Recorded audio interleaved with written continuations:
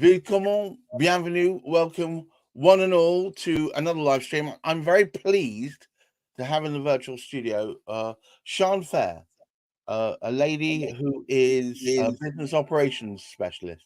She'll take your business, shake it up, streamline it, make sure that you're using the right external resources so you get time back and also that your business flourishes. But what we're talking about, we're not really talking about that. We're talking about her progress, her backstory, how she got to where she is, what's made her the strong, powerful, independent woman that she is today, which has been a series of situations.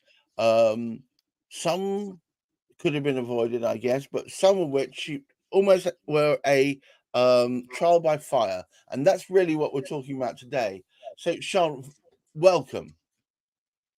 Good morning, Gareth. Brilliant to see you again.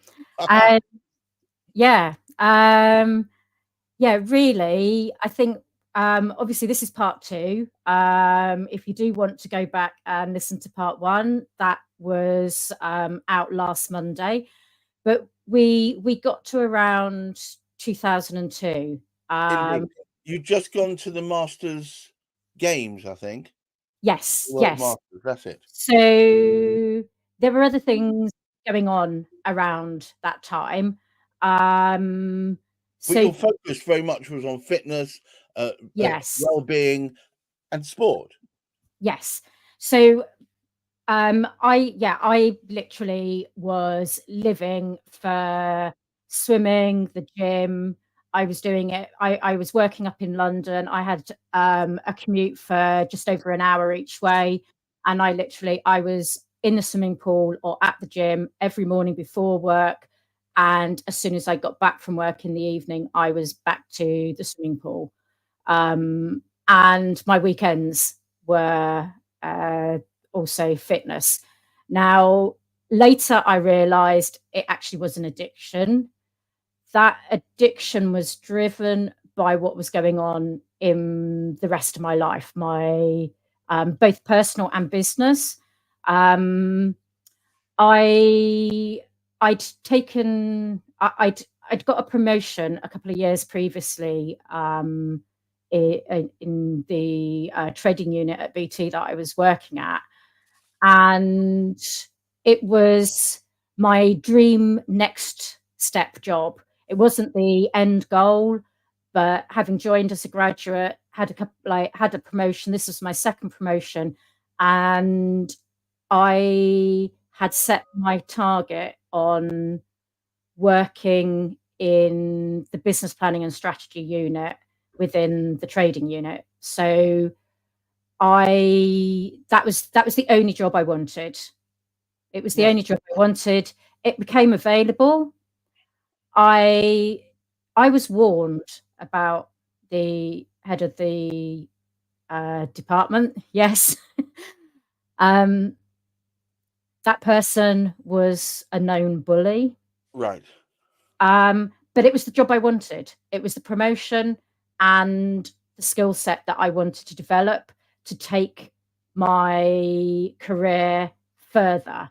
It was a stepping stone I needed, It and was a so means. It was a means to an end, right? yeah, and it was just I wanted to do it. I knew the risks, but I wanted to get that experience. I wanted that stepping stone to go further, and so I took the job, and the person showed their colours. How Uh, quickly? Was it immediate, or did it insidiously build over time? I think bullies generally are very clever, although it can often eventually be known. The person was known to bully their secretaries. Um, Interestingly, just it wasn't just females. The person when I left that took on my role was also bullied, but that was a male, and they stood up to the person, and the person got moved to a different trading unit. But that's a different story. So yeah, I am But the basically very fact that we're talking about it now is, I understand that this was a conscious move and that you knew in advance. which in many ways is probably no real help, No. because it must have affected you. This Yeah. bullying, this making your character feel diminished, this feeling of not being worth what you felt Yeah. you were worth, losing yourself perhaps in some way. Yeah, I think the thing was I lost confidence in my abilities, Right. which, I had the abilities, which I wouldn't have got the job if I hadn't got the abilities. I was Of course. doing really well, in my previous job, but, I lost all my self-confidence, which meant, when I did try and make a sideways move, so I was looking to go do the same job but in a different area of BT, I was up against a brick wall. I didn't have the confidence. I got a mentor. I did everything to get myself out of what I'd Right. got myself into, Right. and it wasn't working.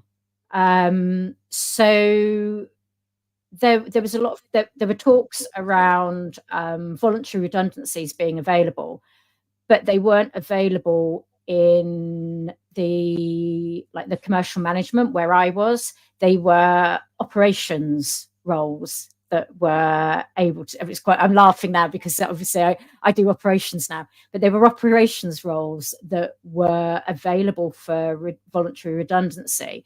So for me I was speaking to HR. HR knew the situation with the person because, as I say, it wasn't the first time. So what did HR? I mean, this makes me laugh.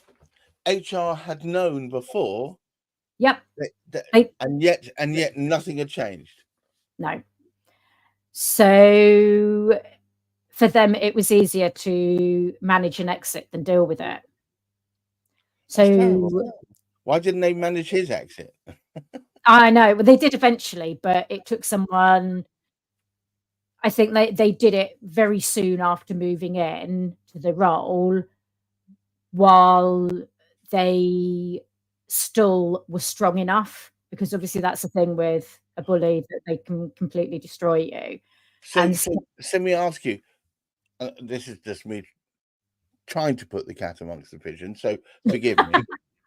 Was it the fact that you're a woman? well, I say no, Well, I because mean that you were unable to stand up to him. um, Did he pick on you in a different way, perhaps? obviously I don't know what happened afterwards, because Of it was course. who took my job. No, of So course. Of course. I don't actually know what happened. I think sometimes it's just it's probably your upbringing and your belief system. I've always been a perfectionist, and so potentially, I guess it's easy to play on that. Right. Um, so yeah, but so I took voluntary redundancy, um, but when basically when the opportunity was there, once the discussions had been taken place, and I'd learned that there was potentially somebody that would come in from operations that was interested in doing my role, so that his operations job could be the voluntary redundancy post, I started to look at what I could do. And what I'd always wanted to do ever since being a child was work in fitness, share Right. my passion for fitness with other people.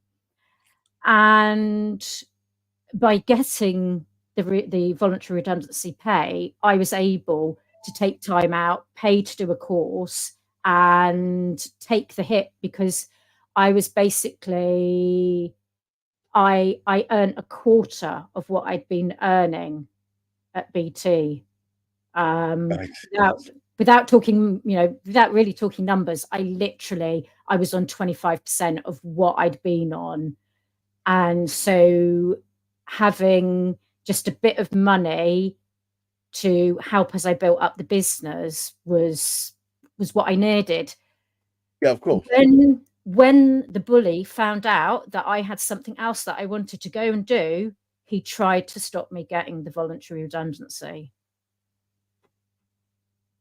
That, yeah, he didn't manage it, but so yeah. So what a nasty piece of work. Yes. Unpleasant. Yes. Oh dear, oh dear. So, but then, so I say, it's what got me into fitness. It gave me the money to retrain and set up my business as a personal trainer and an adult swimming coach. Where were you based at this time? So at this point, I was living in this like Staines, Egham area. So know it very well. Know it very well. Yeah. So I got a job working at the gym that I'd been a member of because they knew me. And so they knew that I, was going to be good.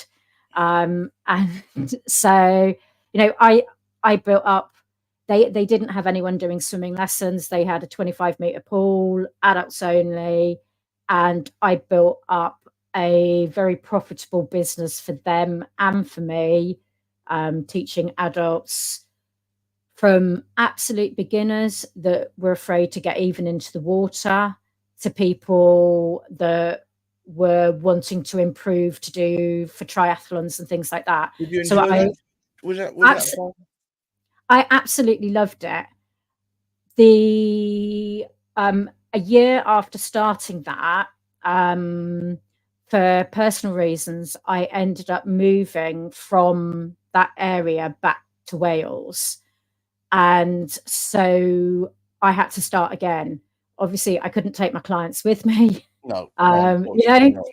So yeah, I had to start again. And I started another business as a personal trainer. I did swimming lessons, but mainly them for children and through one of the local councils.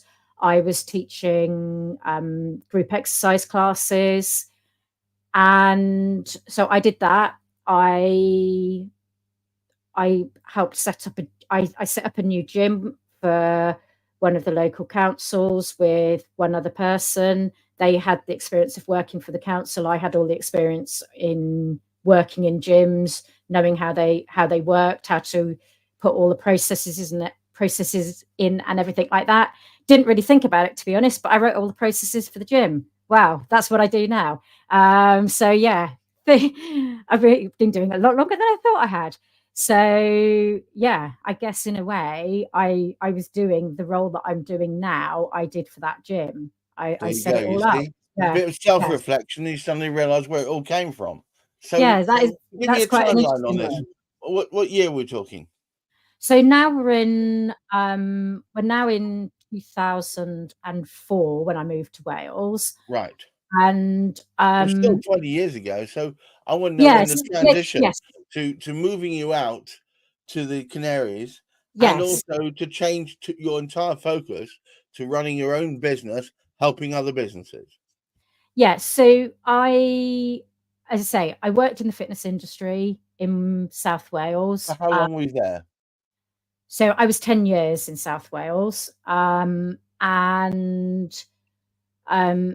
various times I took on employed roles. I was a studio coordinator for a short period of time, another dream job, which turned out to be a nightmare. Guess what? Can you guess the word that comes up in that? I can see that. Yeah. So unfortunately, I was there for 3 months, and I walked. It just wasn't worth it. All the excitement, everything that I wanted to do in that role, I was being stopped. And yeah, but here's the difference, right? You didn't have to do it. You did it No. because you wanted to, and Yeah. yeah, maybe they was it a person? Was it a group of people? Just one person then. And to be honest, that person, I think it was out of fear. Right. So rather than having to put up with it for 2 years as you had done in BT, Yeah. I just you was like, it's just not worth it. walked. Yeah. Yeah. Right. Good. And so, yeah, so I got, I decided to do some office work during the day and do the fitness like mornings and evenings and weekends, because that's generally most people want you anyway. And that's how I ended up going to doing some project management. So I was a project support officer, and the laugh is the person that the person who interviewed me, or who was going to be my manager, didn't want to interview me because I was overqualified. It was their managers that said, you should interview her. You're second guessing. You don't know why she's applying for the job. So obviously they got a bargain, and I was able to do more than was expected. They obviously made the most of that, and I had a fantastic 2 years there. The only reason for leaving was I was on a contract that they had to have the funding each year for, and they only ever knew about a month or so before that they had funding for another year, and it just wasn't what I didn't want that risk every year of not knowing if I had a job. So while I was there, I did the Prince 2 practitioner exams. So, as well as doing, I did some study. And then I went and worked for Cardiff University. So one could argue that that was a stepping stone. Yes. At the time, I didn't really. You may not have thought about it that way No, consciously, but it did no. work out that way because you did your Yeah, Prince 2, you did it in yeah, such a way that you were being paid while you were doing it, and yeah, you managed to come out the other side with this extra knowledge, I yeah. suppose, primed. So now we're all the way up to 2014, are we now? No, still not there. Well, I did 7. I had. Well, you're still in Wales then. You're still in I Wales. was You still said in you were there for Wales. 1 year. Yeah. So I worked at Cardiff University for a few years. Right. For one of the schools. The job title was publicity officer, but it was really marketing communications, events management, and conference organisation, things like that. And so I did that. I had my son.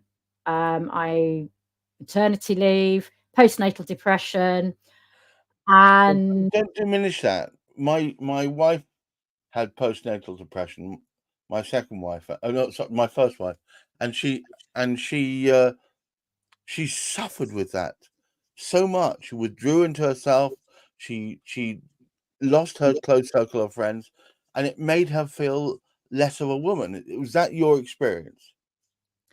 yeah, I mean, I think I knew straight. It was recognised within like a week or so that I was suffering, and I had a lot of support from my healthcare worker. Yeah, I think that's what they can't remember now what she was Care called. assistant, No, and it's the lady that comes after you finished with the midwife. It was the health visitor. health She was visitor. There you go. she was absolutely brilliant. She used to come and see me weekly, to begin with, twice a week. And I just struggled to even bond with my baby, because I have to tell you, Sean, this is not uncommon. It's no. quite often this is just in the beginning, and I think it takes you a while to get back to yourself. But then often they go the other way, and you become like fully bonded. So Well, I had just over a year off. I went back to work, and I think I managed to be there maybe 2 or 3 months before I was signed off with postnatal depression, because I couldn't cope with everything that was happening in my head. Adding work to it made it even harder to No, deal it would with. do. It would do. So yeah, I was off work for having been off for just over a year for maternity leave. I went back for I think probably 2 or 3 months, and then I was off for 6 months. Okay. So look, let me just say this, because I'm going to wind this up for today. Yeah, no, I know. We still haven't got to. We still haven't No, got but to. just look, we are a sum of the combination of the experiences and the people we interact with through the Yeah, entirety of our careers. And you are yeah, no less a person for it. In fact, you're a better person for it. You're a yeah, multifaceted person for it. You've gone through a lot of the things that one of my clients calls hard places. And you've gone through it and come out the other side. You wouldn't be this excellent person that I know today if you hadn't gone through all of that. So I think no, it's important that people understand you are this multifaceted person because of the fires you've walked through. Sian, thank you so much for this. Part 3 will be happening Monday next week. Look forward to that. And we will actually finally get to understand how the Canarian jump took place, how the transplanting of herself and her all her ideas to a foreign land has actually made her blossom and bloom. Until then, thank you one and all for watching and listening in. Sian, thank you for all your interactions.